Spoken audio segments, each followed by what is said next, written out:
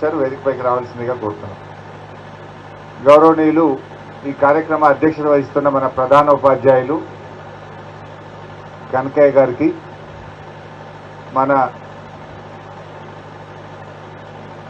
ఈ విగ్రహ దాత, ఈరోజు ఇంత మంచి కార్యక్రమానికి రూపకల్పన చేసినటువంటి మా మిత్రులు బైండ్ల సాయిల్ గారికి, మన గ్రామ సర్పంచ్ గౌరవనీయులు వెంకటేష్ గారికి, ఉప సర్పంచ్ తమ్ముడు బైండ్ల నరేందర్ గారికి, మా మాజీ సర్పంచ్లు మా మంగా భాస్కర్ గౌడ్ గారు, ఐలయ్య గారు, బాలనర్సయ్య గారు, అదేవిధంగా మాజీ ఎంపీటీసీలు కనకయ్య గారు, శ్రీనివాస్ గారు, కిష్టారెడ్డి గారు, ఆగంరెడ్డి గారు, అదేవిధంగా మన పార్టీ సీనియర్ నాయకులు గౌరవనీయులు ఎల్లు రవీందర్ రెడ్డి గారు, మన సుడా చైర్మన్ రవీందర్ రెడ్డి గారు, మన మున్సిపల్ చైర్మన్ గారు రాజ్ నర్స్ గారు, పార్టీ సీనియర్ నాయకులు పెద్దలు శ్రీహరి యాదవ్ గారు, అదేవిధంగా మా సిద్ధారెడ్డి, సురేందర్, కనకారెడ్డి గారు, వార్డు మెంబర్లు తమ్ముడు ప్రశాంత్ గారు, మర్చిపోతున్నామా, శ్రీనివాస్ గౌడ్, వేదిక మీద ఉన్న బుచ్చయ్య గారు, మిగతా పెద్దలు, గ్రామ పెద్దలు, అన్ని కులాల పెద్దలు, మా తడకపల్లి గ్రామ అక్కా చెల్లెళ్ళు, అన్నదమ్ములు, మీడియా మిత్రులు అందరికీ పేరు పేరున అంబేద్కర్ గారి 135వ జన్మదిన సందర్భంగా శుభాకాంక్షలు, అభినందనలు. చాలా సంతోషం. ఎన్నో దశాబ్దాల కళ ఇవాళ నెరవేరింది. తడకపల్లిలో చాలా అభివృద్ధి చేసుకున్నాం, కానీ ఏదో ఒక చిన్న లోటు ఉండేది. అంబేద్కర్ లేనటువంటి లోటు మనకు కనబడ్డది. ఇవాళ బైండ్ల సాయిలు గారు ఇచ్చిన మాట ప్రకారంగా వారు కుమారుడు ఉప సర్పంచ్ కాగానే మొదటి జయంతికే ఈరోజు అంబేద్కర్ విగ్రహాన్ని ఏర్పాటు చేసి తన మాట నిలుపుకున్నందుకు నేను సాయిలు గారిని, వారి కుమారుడు నరేందర్ గారిని మనస్ఫూర్తిగా అభినందనలు తెలియజేస్తా ఉన్నా. అది కూడా మంచి ప్లేస్లో పెట్టినారు. గ్రామంలో ఎంటర్ అయ్యే దగ్గరనే ఎవరు ఊళ్ళోకి వచ్చినా ముందు అంబేద్కర్కు దండం పెట్టుకొని ఊళ్ళోకి పోవాలి. పొద్దున్నే స్కూల్ ముందే అంబేద్కర్ ఉన్నాడు. పాఠశాల విద్యార్థులకు కానీ గ్రామ ప్రజలకు కానీ అంబేద్కర్ యొక్క ఆలోచన విధానము, అంబేద్కర్ యొక్క మరి స్ఫూర్తి రగిలించే విధంగా అద్భుతమైనటువంటి అంబేద్కర్ గారి విగ్రహాన్ని ఈ జయంతి సందర్భంగా ఈరోజు ప్రారంభం చేసుకోవడం చాలా చాలా సంతోషం. నిజంగా ఇవాళ కొంతమంది చిన్నగా ఆలోచిస్తూ ఉంటారు. అంబేద్కర్ అంటే కేవలం దళితులకు సంబంధించో లేదా మాలలకు సంబంధించో ఒక వర్గానికి సంబంధించిన వాడిగా కొందరు ఆలోచిస్తూ ఉంటారు. కానీ అంబేద్కర్ అందరి వాడు. ఇవాళ భారతదేశం ప్రపంచంలోనే అతిపెద్ద ప్రజాస్వామ్య దేశంగా వర్ధిల్లుతుందంటే అంబేద్కర్ గారు రచించిన రాజ్యాంగం యొక్క స్ఫూర్తి అని చెప్పుకోక తప్పదు. చాలా దేశాలు విడిపోతూ ఉన్నాయి, చాలా దేశాల్లో అంతర్గత యుద్ధాలు జరుగుతూ ఉన్నాయి.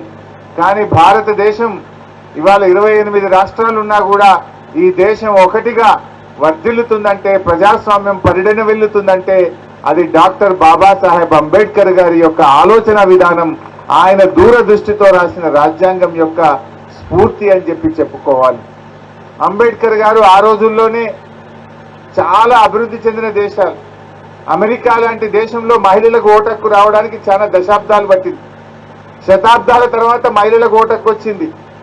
అట్లా ఎన్నో అభివృద్ధి చెందిన దేశాల్లో మహిళలకు ఓటు హక్కు రావడానికి చాలా సంవత్సరాలు పట్టింది. కానీ రాజ్యాంగంలో డాక్టర్ అంబేద్కర్ గారు అది మహిళలైనా పురుషులైనా, కోటీశ్వరుడైనా కడు బీదవాడైనా అందరికీ ఒకే ఓటు, సమానమైనటువంటి ఓటు హక్కును కలిగించి గొప్ప ప్రజాస్వామ్య స్ఫూర్తికి ఆయన నాంది పలికిండ్రు అనేటువంటి విషయాన్ని మనం మర్చిపోవద్దు. అంబేద్కర్ గారి నుంచి యువత, ముఖ్యంగా యువత అంబేద్కర్ నుంచి చాలా నేర్చుకోవాలి. అంబేద్కర్ చాలా పేద కుటుంబంలో పుట్టాడు. పేదరికం అనేది చదువుకోవడానికో పైకి రావడానికి అడ్డు కాదు అనేటువంటిది అంబేద్కర్ గారిని చూసి చాలా మంది యువత స్ఫూర్తి పొందాలి. విగ్రహాన్ని పెట్టుకోవడం కాదు, అంబేద్కర్ ఆలోచన విధానాన్ని అమలు చేసినప్పుడే మనం నిజంగా అంబేద్కర్ గారికి నిజమైన నివాళి అర్పించినట్టు. అంబేద్కర్ గారిని స్ఫూర్తిగా తీసుకొని ఆయన ఆలోచనను అమలు చేయడమే ఆయన పట్ల మనకు నిజమైన శ్రద్ధ, ఆయన పట్ల మనకు నిజమైనటువంటి గౌరవాన్ని మనం రుజువు చేసుకోవాల్సినటువంటి అవసరం ఉంది. అంబేద్కర్ చదువుకునేటప్పుడు చాలా కష్టాలు పడ్డాడు. కరెంటు లేని రోజుల్లో దీపం పెట్టుకొని చదువుకున్నాడు. ఎన్నో కష్టాలు పడి ఎన్నో అవమానాలను ఎదుర్కొని ఒక్కొక్క మెట్టు ఎదుగుతూ ఎదుగుతూ విదేశాల్లో పోయి చదువుకున్నాడు. భారతదేశానికి తిరిగి వచ్చి ఈ దేశంలో నా అణగారిన వర్గాల కోసం నేను కృషి చేస్తా అన్నాడు. ఆయన కొలంబియాలో చదువుకున్నాడు, లండన్లో చదువుకున్నాడు. ఆయనకు కావాలంటే అద్భుతమైన ఉద్యోగాలు అక్కడే దొరికేది. ఆయన సుఖంగా బతకాలనుకుంటే, ఆయన మంచి జీవితం పొందాలంటే అమెరికాలోనో లండన్లోనో బతుకుండేవాడు. కానీ నా చదువు నా కోసం కాదు, నా అణగారిన వర్గాల కోసం, నా దేశం కోసం అని చెప్పి అంబేద్కర్ గారు తిరిగి వచ్చిండు. ఈ దేశంలో దళిత బలహీన వర్గాల కోసం ఆయన ఎంతగానో కృషి చేసినాడు. అలాంటి అంబేద్కర్ను మనం కూడా ఇలా ఆదర్శంగా తీసుకొని ముందుకు పోవాలి. చాలా మంది చదువుకున్నారు. అంబేద్కర్ పెట్టిన భిక్ష ఇవాళ రిజర్వేషన్లు.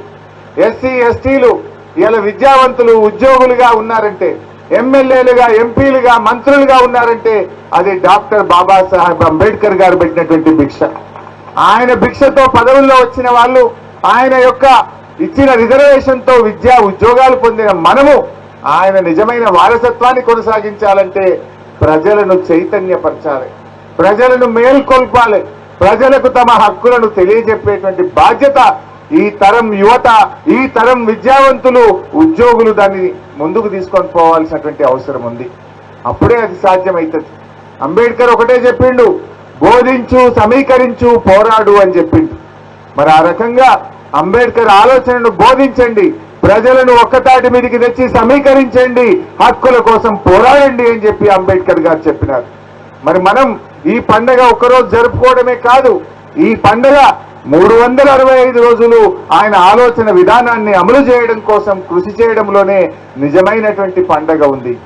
ఆనాడు కేసీఆర్ గారి ప్రభుత్వం ఎస్సీ ఎస్టీ సప్లైన్ తెచ్చి డబ్బులు ల్యాబ్స్ కావద్దు, ఏ సంవత్సరమైనా తప్పిపోయి ఖర్చు కాకపోతే క్యారీ ఫార్వర్డ్ చేసి వచ్చే సంవత్సరం కూడా ఆ నిధులు ఖర్చు పెట్టాలని చెప్పి ఒక చట్టాన్ని తెచ్చింది ఆనాడు బీఆర్ఎస్ ప్రభుత్వం.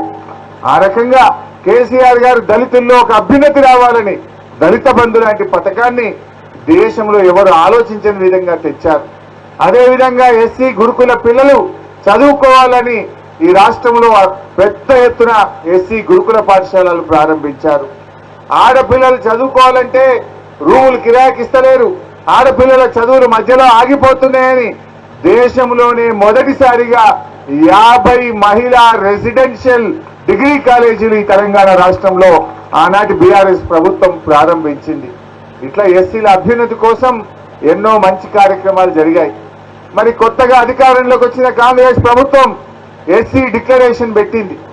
ఎస్సీ ఎస్టీ డిక్లరేషన్ పెట్టి అనేక హామీలు ఇచ్చింది. కానీ 2.5 సంవత్సరాలైనా ఒక్క హామీ కూడా అమలు కాకపోవడం నిజంగా చాలా బాధాకరం. ఆనాడు కేసీఆర్ గారు దళిత బంధు కింద 10 లక్షలు ఇస్తే మేము 12 లక్షల రూపాయలు ఇస్తామన్నారు. కానీ 12 లేదు, 10 లేదు, ఒక్కరికి కూడా ఇచ్చినటువంటి పరిస్థితి లేదు. అదేవిధంగా చదువుకున్న పిల్లలకు 10వ తరగతి పాస్ అయితే 10,000, ఇంటర్మీడియట్ పాస్ అయితే 25,000, డిగ్రీ పాస్ అయితే 1,00,000, పీజీ పిహెచ్డి చేస్తే 2 లక్షలు ఇస్తాం ఎస్సీ ఎస్టీ విద్యార్థులకు అన్నారు. ఒక్క విద్యార్థికి ₹1 ఇచ్చినటువంటి పాపాన పోలేదు. పైగా పిల్లలకు ఫీజు రియంబర్స్మెంట్ డబ్బులు కూడా ఇవ్వకపోవడం వల్ల పిల్లల చదువులు ఆగిపోతున్నాయి. పిల్లలకు సర్టిఫికెట్లు రాక ఎస్సీ ఎస్టీ బీసీ పిల్లలు ఇవాళ చాలా ఇబ్బంది పడుతున్నటువంటి పరిస్థితి ఉన్నది. ఎస్సీ కార్పొరేషన్ డమ్మీ చేసిండ్రు. ఎస్సీ కార్పొరేషన్ కు 2,130 కోట్లు బడ్జెట్ లో పెట్టిండ్రు. ₹1 ఖర్చు పెట్టలేదు. ఒక్కరికి కూడా ఎస్సీ కార్పొరేషన్ ద్వారా లోన్ ఇయ్యలే. పేరుకు బడ్జెట్ లో 2,130 కోట్లు పెట్టిండ్రు. ఒక్కరికన్నా ఇచ్చిండ్రా?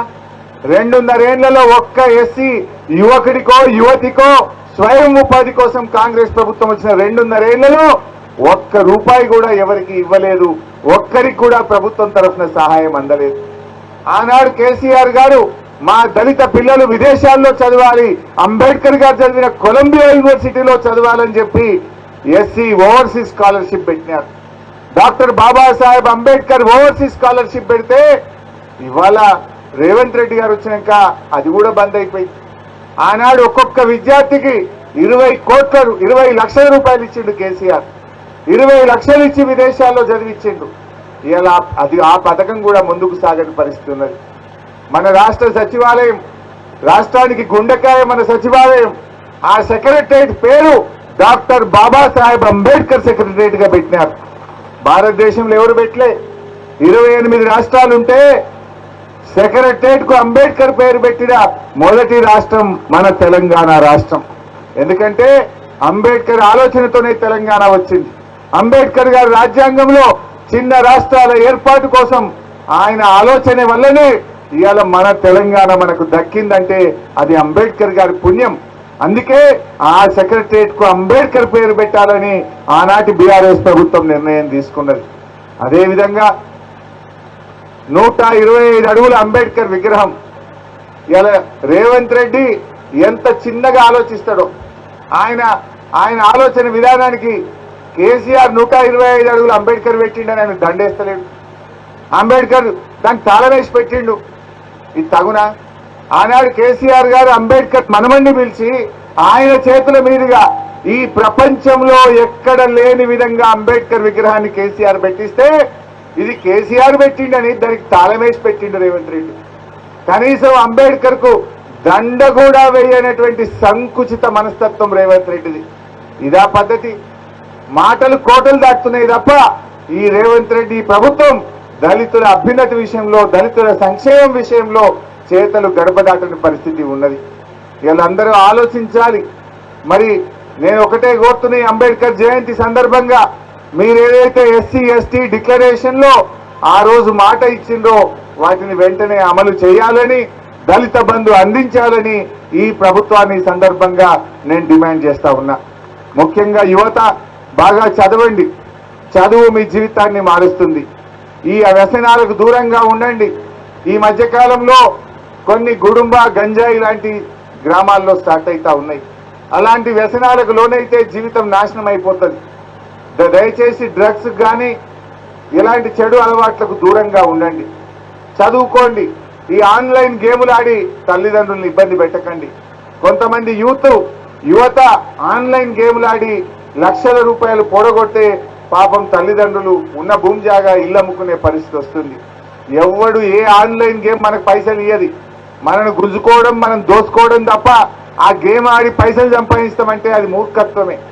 మనం సంపాదించడానికి వాడు గేమ్ పెట్టడా? మనం దోసుకోనికి పెడతాడు వాడు. అందువల్ల యువత దయచేసి ఈ ఆన్లైన్ గేములు ఆడకండి. డ్రగ్స్ లాంటి వ్యసనాలకు దూరంగా ఉండండి. అంబేద్కర్ను స్ఫూర్తిగా తీసుకోండి. అంబేద్కర్ జయంతి సందర్భంగా ప్రమాణం చేసి మంచి చదువుల కోసం, మంచి సమాజం కోసం, అంబేద్కర్ స్ఫూర్తి కోసం అంకితమయ్యే విధంగా ప్రతిజ్ఞ చేసి ముందుకు సాగాలని చెప్పి యువతకు పిలుపునిస్తూ మరి ఈరోజు ఇంత మంచి కార్యక్రమాన్ని ఏర్పాటు చేసిన మా బైండ్ల సాయిలు గారిని, వారి కుటుంబాన్ని, సహకరించిన ప్రతి ఒక్కరికి నా హృదయపూర్వక అభినందనలు తెలియజేస్తూ జై భీమ్, జై భీమ్.